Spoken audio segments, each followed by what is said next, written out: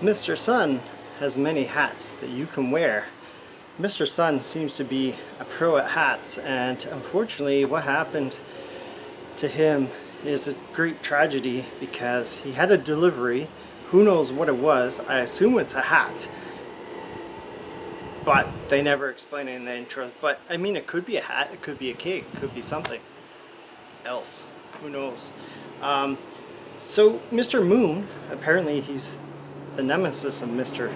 Sun, and who knows what kind of business he has. Maybe he sells hats, maybe he sells socks, I don't know. But anyways, he and his minions have stolen your Hatbox delivery service. Now, I don't know how they managed to steal your service because it seems like you still have access to your Hatbox delivery service. As far as I could tell, they just stole your package. But I digress. So this is like a slapstick roguelike platformer. You have to get your missions completed no matter what the cost, even if it means some of your hired Sunbox people get killed in action. It really feels like what if smiley faces were like competing each other and trying to steal each other's hats and stuff. So you can upgrade your team members, your headquarters. Some team members get upset when they kill enemies, so there's like side effects and like abilities and pros and cons to certain characters that you hire. So some have dry eyes and blink, which I never saw, but it sounds really cool. So when they blink, the screen actually goes black for a second. They may have fast reflexes, cannibalistic tendencies. Did not see that. Probably glad I didn't see that. Heavy feet, so they can't jump too well. The graphics are suitably quirky, and there's fun pixel art. I feel like there was that game we played a while ago, the 3D game shooter that was kind of like Mega Man Legends. I forgot what it was called. This kind of feels like the 2D version of that, but meets Mission Impossible.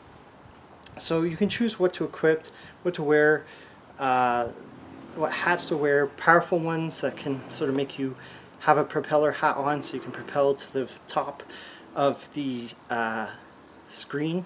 And then there's hats that are just silly. There was the pink trout that I saw, just like a regular hat. I think that helps you jump higher. I'm not sure how many there are, but I think there's quite a few. The game is really customizable, and I think that's one of its strengths, that it's so customizable. There's so many things to go through, and you can sort of adjust your strategy as you go.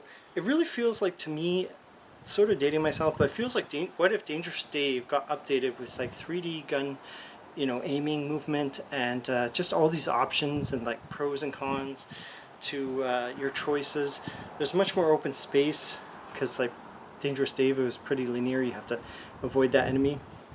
Quirkier enemies, more weapons, colorful graphics of obviously very different era came out, crazy scenarios, and just I feel like the more modern comparison would be like Duck Game Combat with like XCOM base management and Darkest Dungeon positive and negative traits to each of your, like, I guess you can call them heroes, but they're not really. It's also like a Metrovania online co-op game that you can play with other friends, up to 4 people in total. So you can choose to send your unit out and on covert or chaotic missions. The game is quite deep in that sense. It supports many different styles of playing. However, if your guys get killed in a mission, they're permanently gone. So that's where you really have to be careful. You only have, I think, 5 hearts each, unless it varies from, yeah, I think it's 4 or 5 hearts each. And yeah, so there's a need for strong communication if you're playing with other people. Otherwise, you just need to be super careful not to take needless hits from enemies. Because missions can fall apart very quickly with just a few wrong moves in co-op. So the con is, I feel like Mr. Sun's Hatbox has like a ton of time missions, and that just leads to the frustration rather than fun.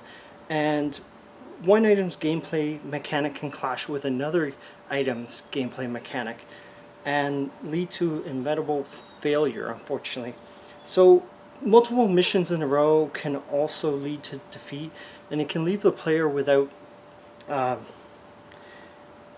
frustrated and feel like the game is an exercise in futility, because the game seems pretty punishing, at least for the first few hours or so. The game has permadeath on by default, and you can turn it off, but it's annoying since if you turn it off, you can't have any achievements earned. So some missions will then lead you to have crucial team members kidnapped, and the game selectively chooses your best members to take and kidnap. So it kind of feels unfair. It's not randomized for some reason.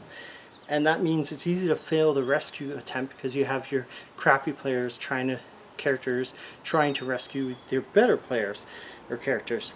And thus you fail in the mission, and then you risk permanently losing all your allied characters that you spent hours investing in and upgrading and, you know, unlocking and giving them all the best items. So punishing members who invest their time in developing them seems pretty harsh. There's seemingly random missions that can deplete your entire team in a single gaming session. So like you could be doing really well. Hey, one of these missions pops up. Oh, there goes like 3 of your best players, and you have what, 2 crappy guys left? So fortunately the game does get easier with time, but the first few hours will lead to mission failure and anger. And if you can survive the first few hours of possible frustration, Mr. Sun's Hatbox can be a very rewarding experience with friends, as long as your friends aren't goofing around and purposely dying and whatever and screwing you over, which they can also choose to do. So Mr. Sun's Hatbox, it goes for $19.49. I wasn't sure, you know, what to expect when I got it, but like it looked interesting, looked a bit different.